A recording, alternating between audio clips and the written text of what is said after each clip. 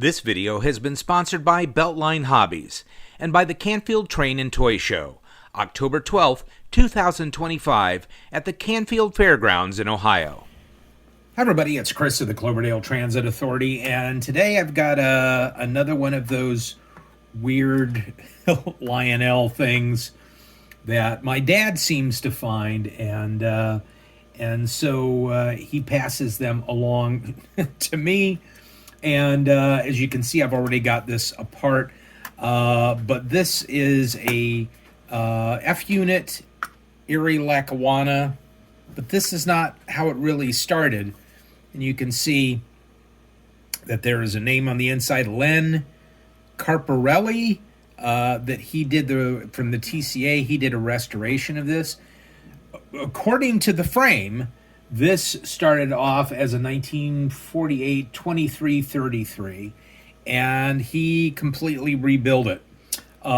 He obviously, I thought this is really cool because it'll look great next to my Erie Lackawanna Trainmaster post-war, but this started off as a post-war 2333, which I'm not sure about the shell, but at least the frame and the motors started off as a Santa Fe war bonnet post-war F unit.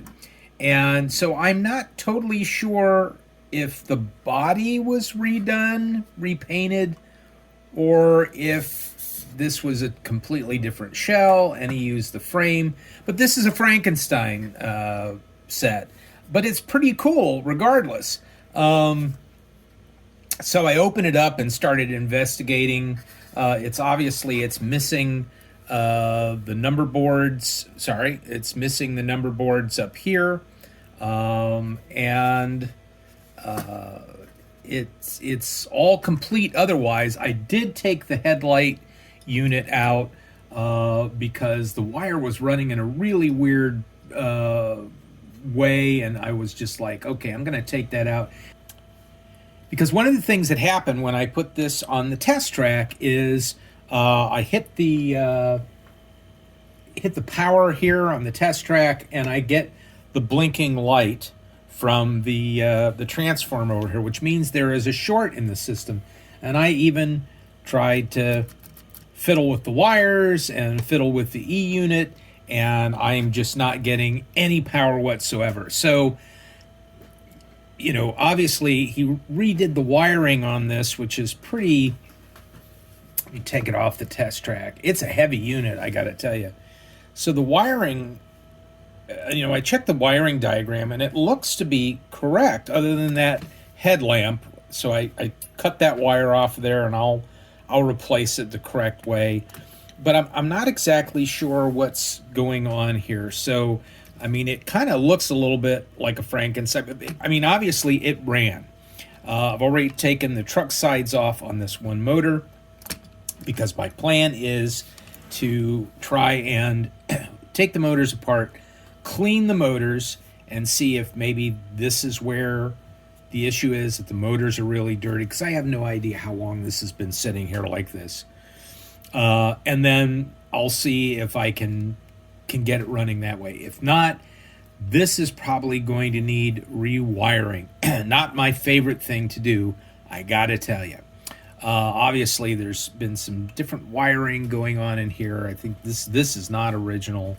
This is a band wire, a ribbon wire that has 3 connectors, and these 2 motors are connected together, and then this motor is connected into the E unit, which I think, if I've looked at it properly, I think the E unit looks pretty good. I don't know. I have to get down in there and look and see. It may be a bad E unit. I don't know. So I'm going to try to clean the motors first, and then we'll see if maybe there's just not a connection or there's a short in here somewhere, and see if that does anything.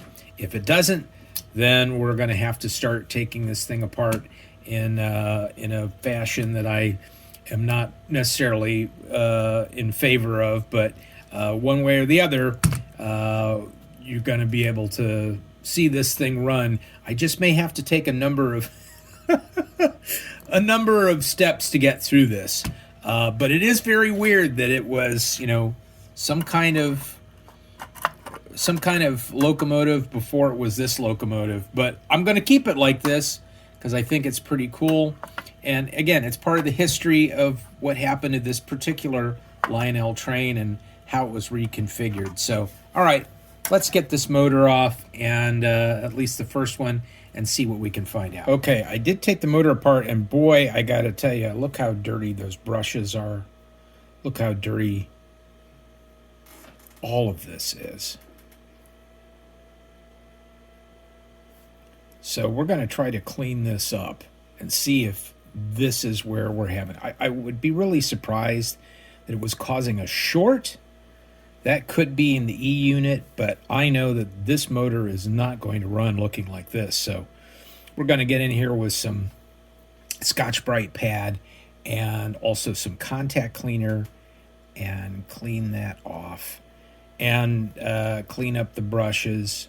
Just clean it up in general and see if that helps. I would just like to see a little bit of motion on this thing.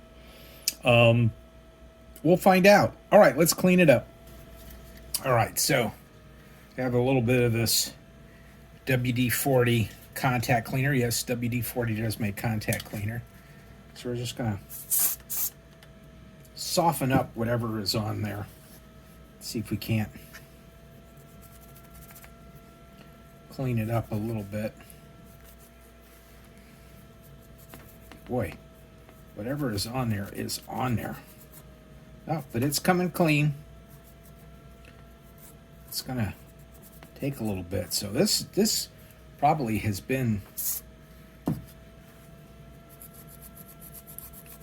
been touched for decades, I'm sure.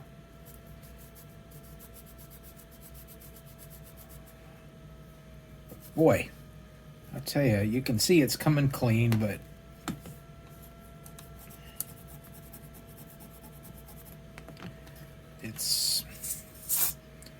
this is probably caked on there worse than any post-war locomotive that I've cleaned up in the past here. Wow, it is really blackened on there. This carbon from the electrical connection. Right, so take a toothpick or a cocktail skewer and get into these little areas here. Sometimes it's good to take, you can take a toothpick, or you can take a one of those dental picks, stuff like that. So yeah, I'm just trying to make sure that. All right, so that's going to make contact. Next thing we got little tweezers out here. Let's take a look at this brush. Wow. I don't know if you can see that, if it's going to focus, but that thing is really bad. Oh, you can see all the stuff off of here. So, all right, well, that's what I do is I try to get it in there without shooting it across the table and losing it. I try to get it, a little bit of that stuff in there, and I'm just get it down on this thing. And you can take your hands and scrub it on there, and you can see it's starting to come clean. But wow, that is dirty. So I'm just holding it and praying that it doesn't come flying off the table. So I'm just. It's tough because it's this little thing. Oop, see, now I wanted to go across the table. So, all right, well, this isn't very exciting video-wise, but you get my point here.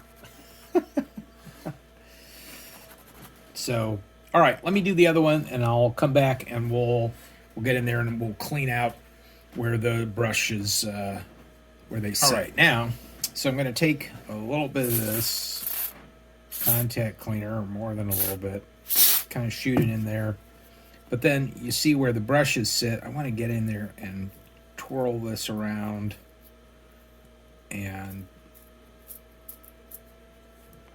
see how dirty it is. And I'm going to have to get in there and pick this fuzz out. It's coming off of this, but yeah. So it's pretty dirty, but at least I'll have a good idea of how much dirt's in there and how much, and it gets stuck on the end of that little spring that holds the brush down. But it's not too bad. Looking in there, it's actually not too bad. Now this stuff just gets so dirty with carbon. But yeah, from what I can see, that's actually not too bad. All right, so now we're going to want to oil some things up here while we've got the motor out. You know, just looking in here. These are a little bit different motors than what I'm used to dealing with, but I'm just going to put a little oil. Anywhere where it's connecting, I'm going to just put a little oil in there. And these gears out here, which drive the motor, I'm just going to put a little oil in here. Probably come back and grease these, but I just want to put a little bit of lubrication on there, and then let's see what happens. Okay, so now, this is always the fun part, getting these little brushes back in there, and I just set them in there. There's little notches.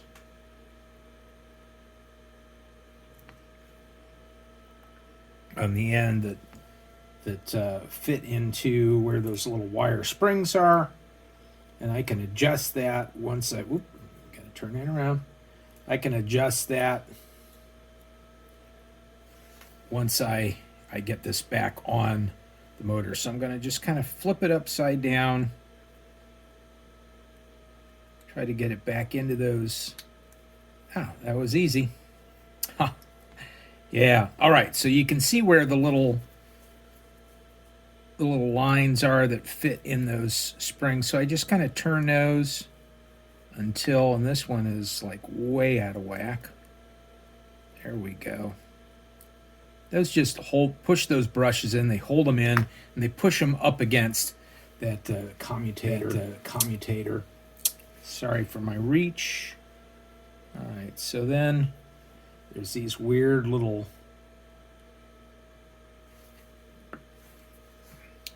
never seen these before. And again, I'm used to dealing with cleaning up motors on steam locomotives from post-war, not necessarily these F units, and especially an early F unit like this. It's very weird on how they did some of this stuff. And of course they changed it later on. Whoop. Oh, there, we almost lost it on the floor.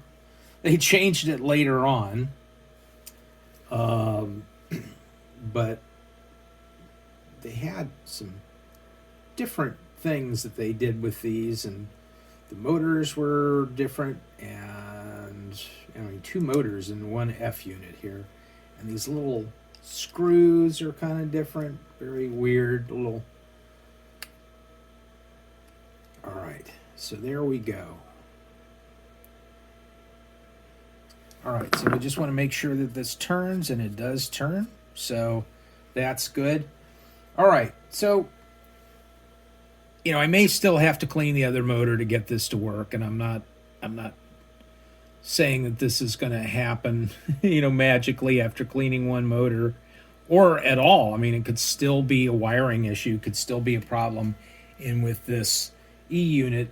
But I'm going to put this back on, and then we're going to see if we get any kind of reaction electrically with now just this one motor cleaned. And if we don't, then we go to clean, you know, I'm just wanting to see, then we go to clean the other motor and we see if anything happens. If it doesn't happen, disappointingly, I'm kind of thinking, well, this is probably going to be a wiring issue in here somewhere, or an E-unit issue.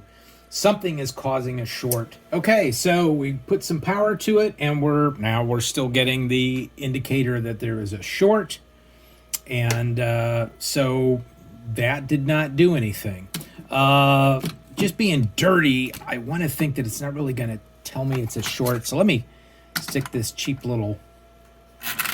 No, okay, so it's nothing wrong with the transformer.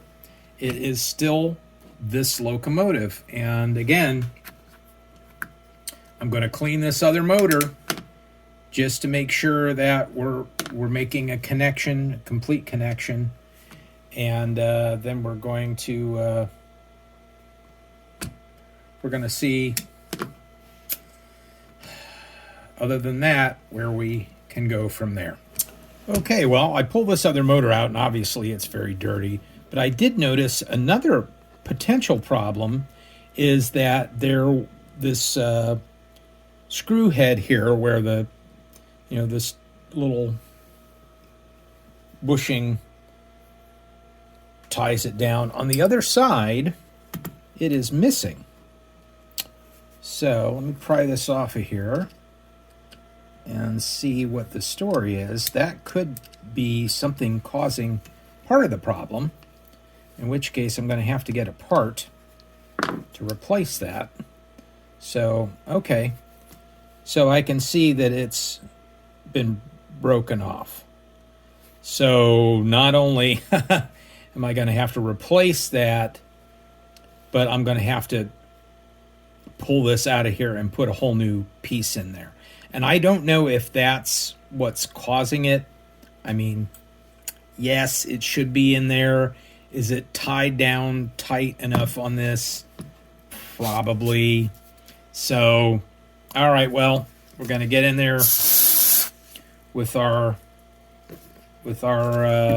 contact cleaner, clean this motor, put it back together as best as possible. Let's get the brushes out of there. But that is going to need to be replaced. And unfortunately, I think it's going to be a matter of backing that out of there and replacing it with a whole new screw head, if that's even possible.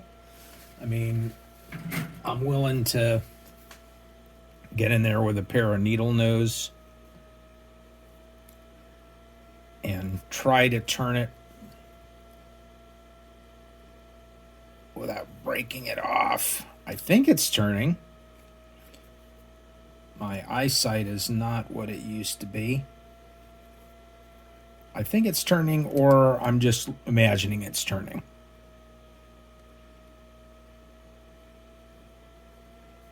Well,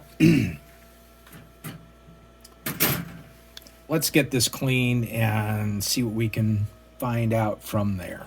Well, while I've got the motor out of there, I'm going to pull this E-unit out. Ooh, boy. Ooh, wow. It's pretty corroded, just for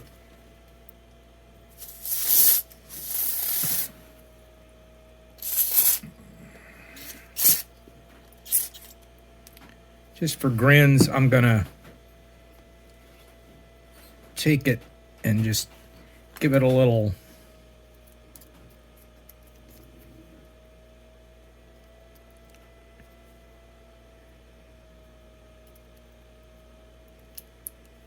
bit of the juice here and see if I can figure out what's. Yeah, it looks pretty good. Yeah, I think it does it need just cleaned? Was it not where I don't know. I've never experienced something where I've got a short indicator from the transformer before. So the most important part about this video is how many of you are going to comment on this video with ideas about what's wrong. That would be, first off, most incredibly helpful to me, frankly.